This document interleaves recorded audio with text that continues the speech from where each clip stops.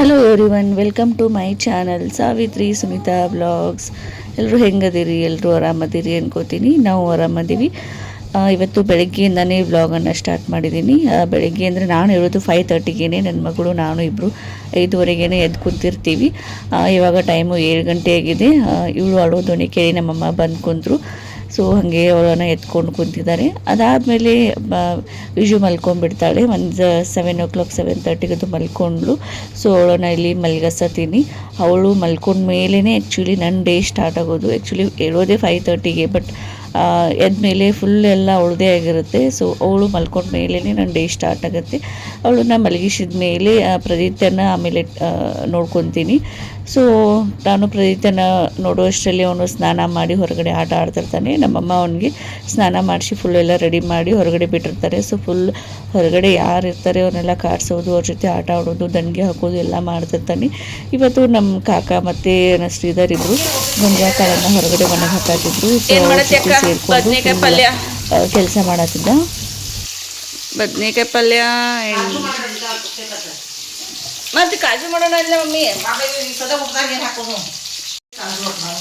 ಈಗ ಬರೋರ್ಗಿ ಬದನೆಕಾಯಿ ಪಲ್ಯ,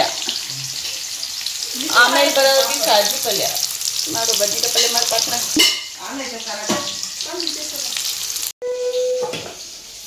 ಮತ್ತು ನಮ್ಮ ಮನ್ಯಾಗ ಇವತ್ತು ಹೋಳ್ಗೆ ಮಾಡತ್ತಾರು. ಯಾಕೆ ಮಾಡತ್ತಾರು ಕೇಳೋರು ಬರ್ರಿ. ಇವತ್ತಾಕೆ ಹೋಳಿಗೆ ಮಮ್ಮಿ? ಮೊನ್ನೆ ಮಾಡಿರಲಿಲ್ಲ ಅಮಾವಾಸ್ಯೆ. ಕುಬ್ಸ ಯಾರ್ದು?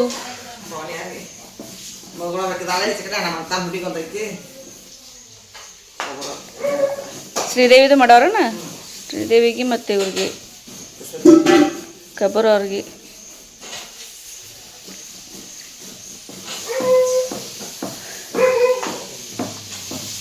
ಕುಬ್ಸಕ್ಕೆ ಹೋಳ್ಗೆ, ಹೂರ್ನ ಹೋಳ್ಗೆ, ಸಜ್ಕದ ಹೋಳ್ಗೆ ಮಾಡಂಗಲ್ಲ ನೀವು? ಒಟ್ಟು ಸ್ಪೆಷಲ್ ನೀವು.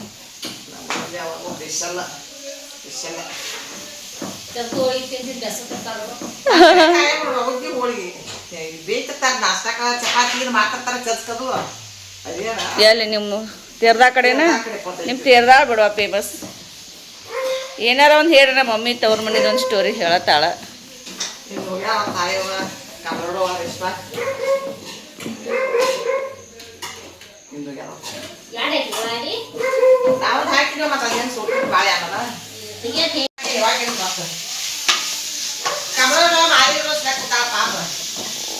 ಒಲಿ ಒಳಗೆ ಉಳ್ಳಾಗಡ್ಡಿ ಆಮೇಲೆ ಕೊಬ್ಬರಿ ಸುಟ್ಟು ಇವತ್ತು ಕಟ್ಟಿನ ಸಾರು ಮಾಡೋದು. ಬೇಳೆ ಸಾರು, ಒಬ್ಬಟ್ಟು ಸಾರು, ಬೇಳೆ ಸಾರು.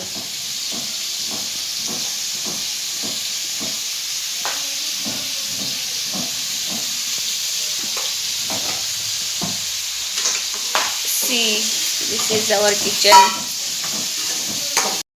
ಇಲ್ಲಿ ನಮ್ಮಮ್ಮ ಮತ್ತು ನಮ್ಮ ಕಾಕು ಇಬ್ಬರು ಸೇರಿಕೊಂಡು ಬೇಳೆ ಹೋಳಿಗೆಯನ್ನು ಮಾಡತ್ತಿದ್ರು. ಆ್ಯಕ್ಚುಲಿ ಆವಾಗಲೇ ಹೇಳಿದಂಗೆ ಮನೆಗೆ ಇಬ್ಬರು ಗೆಸ್ಟನ್ನು ಇನ್ವೈಟ್ ಮಾಡಿದ್ವಿ. ಗೆಸ್ಟ್ ಅಂತಂದರೆ ಇಬ್ಬರು ಹೆಣ್ಮಕ್ಳು ಪ್ರೆಗ್ನೆಂಟ್ ಇದ್ದರು. ಸೊ ಅವ್ರಿಗೆ ಕುಬ್ಸಕ್ಕೆ ಅಂತ ಹೇಳಿ ನಮ್ಮ ಮನೆಗೆ ಇನ್ವೈಟ್ ಮಾಡಿದ್ವಿ.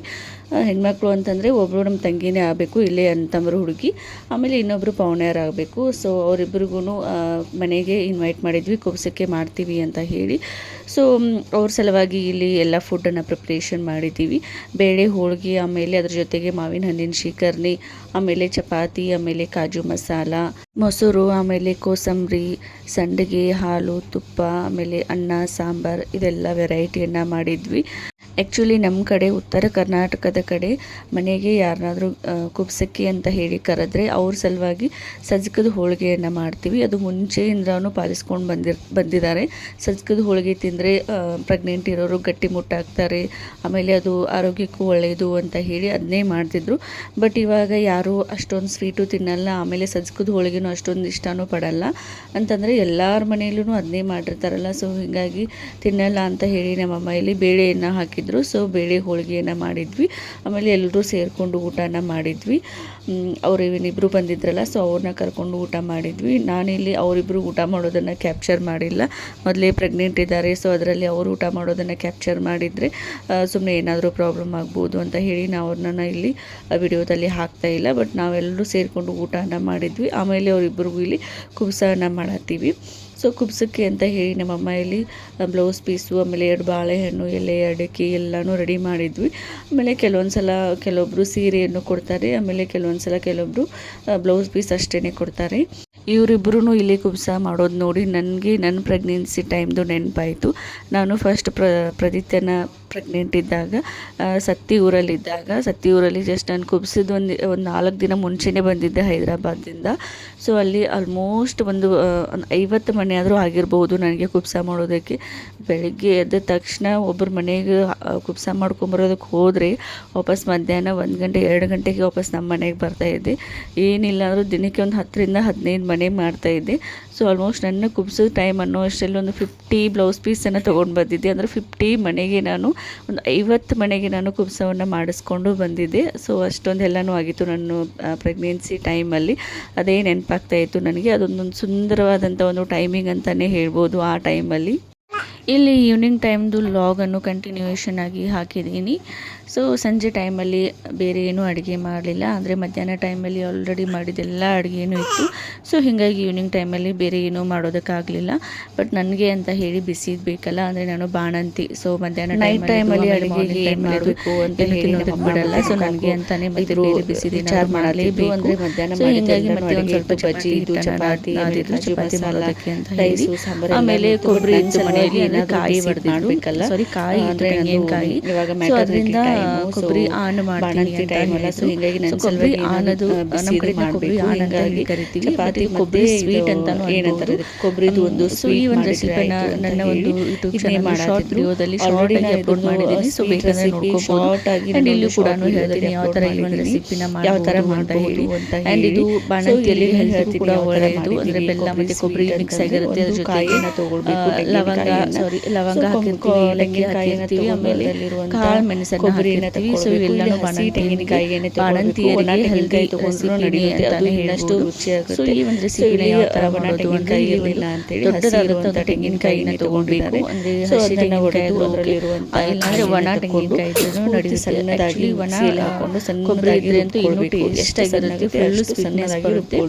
ಸೊ ಇಲ್ಲಿ ಒಂದು ಏನಂತಂದ್ರೆ ನೀರೆಲ್ಲ ಹಾಕೊಳ್ಳೋ ಹಾಗಿಲ್ಲ, ಹಸಿ ತೆಂಗಿನಕಾಯಿ ಅಷ್ಟೇ ಹಸಿ ಕೊಬ್ಬರಿ. ಸೊ ಅದನ್ನ ಕಾಯಿಯನ್ನು ಅದಾದ್ಮೇಲೆ ಸೈಡ್ ಅದರಲ್ಲಿರುವಂಥ ಒಂದು ಬೋಗೋಣಿನ ತೆಗೆದು ನೀರನ್ನು ಇಟ್ಕೊಳ್ಬೇಕು. ಒಂದು ಕಾಯಿಗೆ ಒಂದು ಪೇಸ್ಟ್ ಆಗಿ ಮಾಡಿಟ್ಕೊಳ್ಬೇಕು. ಸೊ ಮಿಕ್ಸಿ ಜಾರನ್ನ ಹಾಕಿದ್ರೆ ಅರ್ಧ ಬಟ್ಟಲದಷ್ಟು ಬೆಲ್ಲವನ್ನು ಹಾಕಬೇಕು. ಅಷ್ಟು ಸಣ್ಣದಾಗಿ ರುಬ್ಕೊಳ್ಬೇಕು.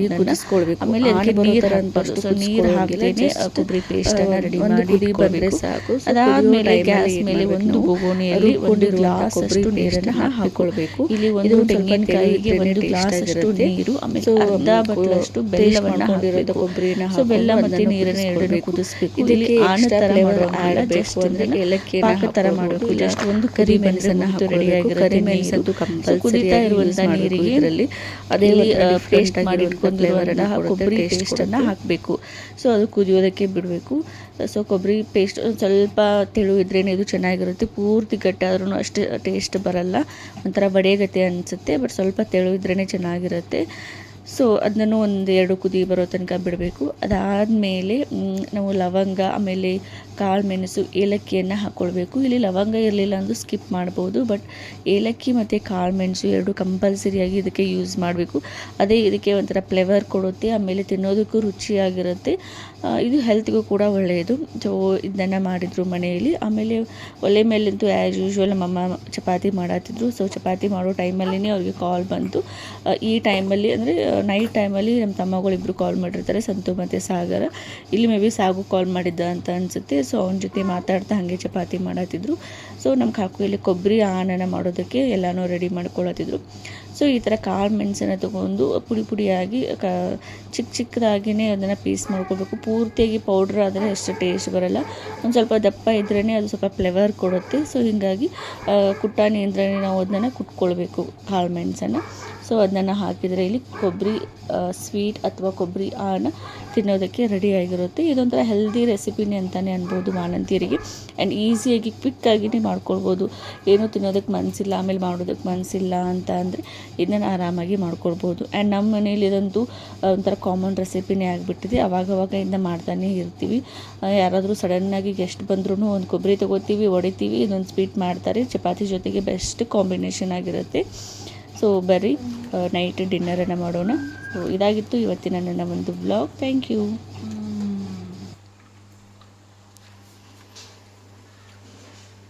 ತಕ್ಕ ನೀ ಕೂತಲ್ಲ ಊಟ ತಂದು ಕೊಡ್ತಾರ ನಿಂಗೆ